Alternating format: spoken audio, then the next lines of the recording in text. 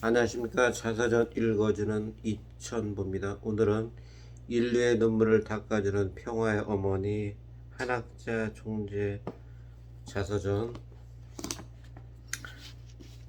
바다는 보물창고 첫 번째 선악평화상편 들려드리도록 하겠습니다. 인류 역사에는 어느 시대에나 큰 아픔이 있습니다. 가장 가슴 아픈 시대는 바로 지난 20세기입니다. 지구촌 곳곳에서 크고 작은 전쟁이 끊임없이 벌어져 선량한 사람들이 헤아릴 수 없을 만큼 생명을 잃었습니다.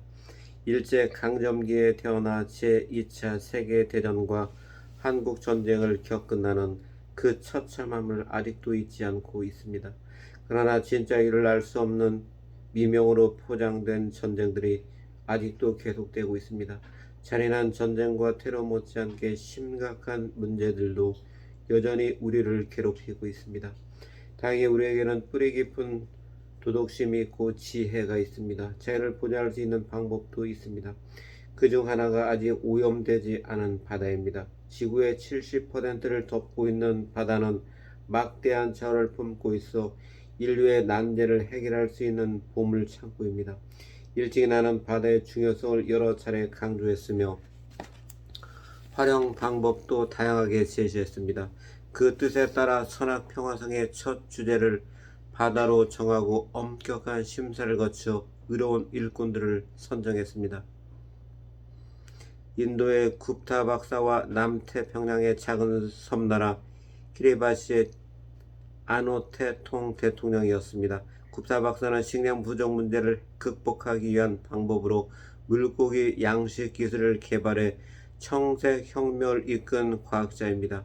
동남아시아와 아프리카의 가난한 나라에 기술을 널리 보급해 빈곤한 사람들이 굶주리지 않게 하는 데 큰 힘을 보탰습니다.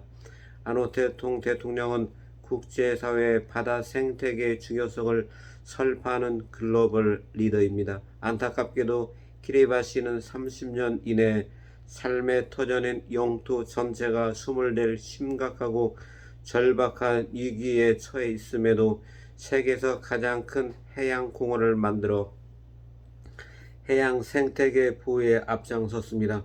두 사람은 일찍이 우리 부부가 기술 평준화를 제창하고 물고기를 어분으로 만들어 많은 사람이 식량으로 사용함으로써 굶주림에서 벗어나게 했던 것과 똑같은 일을 했습니다. 식량 문제와 함께 환경 문제는 우리 부부가 오랫동안 인류 구원과 평화 세계를 위해 추구해온 과제였습니다. 단순한 이론적 탐구와 운동을 넘어 반세기 넘게 남미에서 이상세계를 세우기 위해 온갖 정성을 쏟았습니다. 일찍이 문 총재와 나는 심각한 마음으로 우리나라와 정반대 위치인 남미의 파라과이와 브라질 판타날에서 직접 시골 농부와 어부가 되어 인류의 미래 식량 문제를 해결하기 위해 뜨거운 떼약볕 아래 점심도 걸으며 일을 했습니다. 흘러내리는 땀방울을 연신 손으로 훔치며 고민했던 순간들이 지금도 기억에 생생합니다. 지난 60년 동안 지구촌 곳곳에서 인류를 위해 많은 일을 했음에도 내 이름을 드러낸 적은 없었습니다. 사람들의 행복을 위해서라면 내가 가진 것을 다 주고서도 돌아서면 까마득히 있는 것이 나의 천성입니다. 그것은 내가 참 어머니이자 평화의 어머니로서 어렵고 힘든 이웃의 눈물을 닦아주고 평생 인류를 구원하고 하나님의 하늘을 회원하려 노력해온 독생녀이기 때문입니다. 뿌리 뽑힌 채 유랑하는 사람들. 교육자라기보다 우리 옆집 아주머니 같은데 검은 히잡을 쓴 사키나 야쿠비 박사를 보고 누군가 말합니다. 그녀는 키가 크지 않고 통통합니다. 얼굴에는 험난한 세월을 겪어 온 주름살이 자리 잡고 있습니다.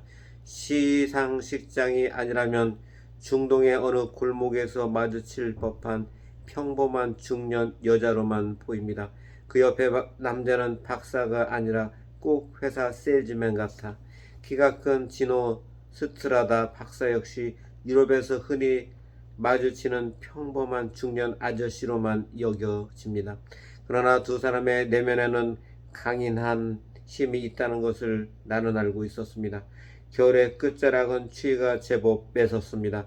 그러다가도 입춘이 되면 언제 그랬냐는 듯 매서움은 저만치 물러가고 대지를 감싸 안는 따뜻함이 찾아옵니다. 2017년 입춘을 하루 앞둔 2월 3일에 나는 무척 바쁜 하루를 보냈습니다.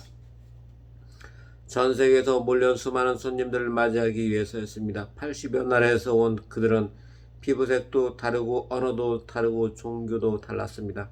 그럼에도 즐거운 마음으로 생전 처음 보는 옆 사람과 인사를 나누며 금세 친구가 되었습니다. 하지만 세상에는 친구도 없고 하루끼리조차 잊지 못하는 사람들이 여전히 많습니다. 정다운 고향에서 아무런 죄 없이 쫓겨났기 때문입니다. 전쟁의 참화를 피해 고향을 떠난 사람들의 삶은 비참하게 그지없습니다. 나는 인간다운 삶이 파괴되는 것을 막고 난민의 아픔을 해결하기 위해 전 세계인이 참여할 것을 호소했습니다. 또 의인들을 찾아 내 격려를 아끼지 않았습니다. 두 번째 선악평화상 수상자인 이탈리아의 지노 스트라다 박사는 25년 동안 중동과 아프리카에서 생명이 위태로운 난민 800만 명 이상에게 의료 구호를 펼친 인도주의자입니다. 아프가니스탄의 사키나 야쿠비 박사는 아프간 교육의 어머니로 불리는 교육자입니다. 아프가니스탄 난민촌에서 20년 넘게 난민과 실향민들의 재정착을 위해 일했습니다. 생명의 위협을 무릅쓰면서 가르쳐 비록 오늘은 고달프지만 내일은 희망이 있다는 믿음을 심어주었습니다. 그녀는 나에게 또박또박 써서 보낸 편지에 깊은 감사의 마음을 담았습니다. 선악평화상은 노벨 평화상에 비할 정도로 정말 훌륭합니다. 제 인생은 항상 위험에 처해 있습니다.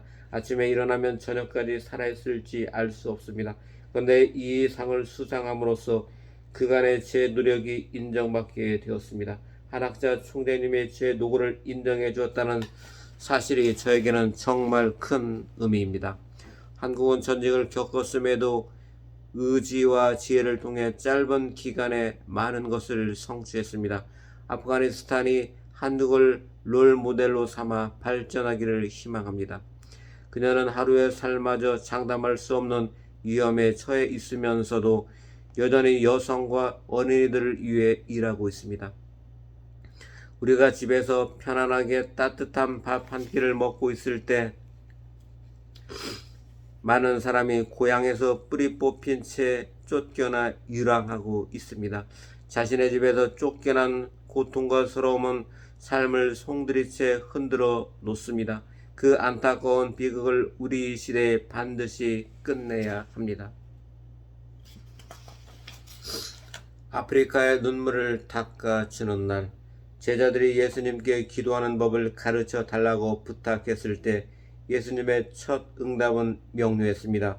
오늘 저에게 일용할 양식을 주십시오. 그 기도를 가르쳐 준 지 벌써 2000년이 흘렀으나 아직도 굶주림에서 벗어나지 못한 사람은 우리가 생각하는 것보다 훨씬 많습니다. 특히 아프리카는 인류 문명의 발상지임에도 그곳에서 살아가는 사람들의 삶의 목표는 오로지 먹는 것일 정도로 열악하기만 합니다. 인간의 기본적인 권리가 무시되는가 하면 기초교육을 받을 기회도 막혀있는 사람들이 많습니다. 나는 아프리카에 갈 때마다 그 숙제를 풀기 위해 많은 일을 했습니다. 마침 선악평화상 위원회가 2019년 세 번째 의제로 아프리카의 인권과 개발을 표방했을 때 숙제 하나가 해결되었다는 마음에 매우 반가웠습니다. 아프리카 개발은행의 아킨 우미 아데시나 총재와 여성 인권 운동가 와리스 디리는 내가 늘 생각해온 실천의 의인이었습니다. 나이지리아의 가난한 농가에서 태어난 아데시나 박사는 어려서부터 어떻게 하면 농업을 부흥시킬 수 있을까를 고민하며 장래 풍요로운 아프리카를 만들겠다는 꿈을 키웠습니다. 미국 버듀 대학에서 공부한 뒤 아프리카로 돌아가 30년 동안 농업혁신을 이끌어 수억 명이 굶주림에서 벗어날 수 있게 해주었습니다. 2019년 2월 설악평화상을 받기 위해 한국을 처음 방문한 그는 세상을 더 나은 곳으로 만들기 위해서는 아직도 해야 할 일이 많다고 말했습니다. 세상에 음식을 제공하고 기아와 영양실조를 없애는 일보다 더 중요한 것은 없습니다. 굶주림은 인류의 패단의 흔적입니다. 흰색, 검은색, 분홍색, 황색 그 어떤 피부색의 사람도 굶주려서는 안 됩니다. 그것이 바로 선악평화상의 상금 50만 달러 전액을 월드 헝거 파이터스 재단을 위해 쓰려는 이유입니다. 그의 꿈은 일찍이 내가 주창하고 호소했던 평화의 한 방법이자 실천이었습니다. 나는 그가 언제까지나 뜻을 굽히지 않고 참된 일을 계속할 수 있도록 격려했습니다.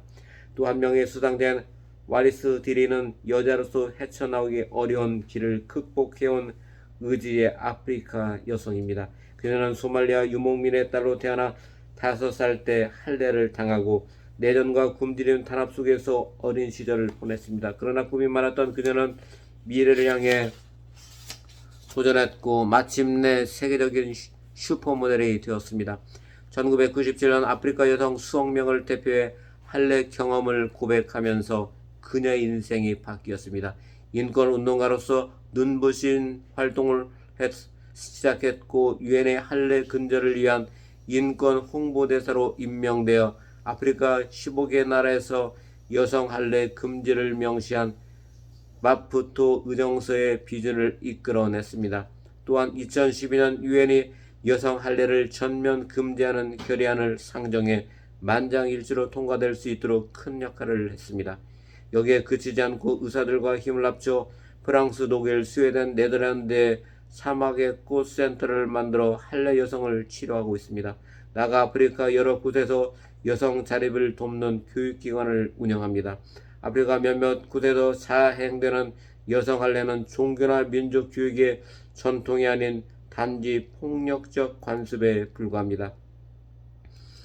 10대 소녀들의 외부 성기의 일부 혹은 대부분을 제거하는 이 약습은 여성을 억압하는 수단일 뿐만 아니라 생명까지도 위협합니다. 그럼에도 3000년 이상 지속되어 온 나쁜 관습을 없애기에 와리스 디리는 자신의 모든 것을 바쳤고 세계는 그 헌신에 동참했습니다. 그 길이 얼마나 험난했을지는 굳이 말하지 않아도 능히 알 수 있습니다. 나의 목표는 아프리카 여성을 돕는 것입니다. 나는 여성이 강인해진 것을 보고 싶습니다. 아프리카에서 여성은 일상적인 생활을 책임지고 있습니다. 각 나라에서 특히 경제적 측면에서 중심적인 역할을 감당합니다.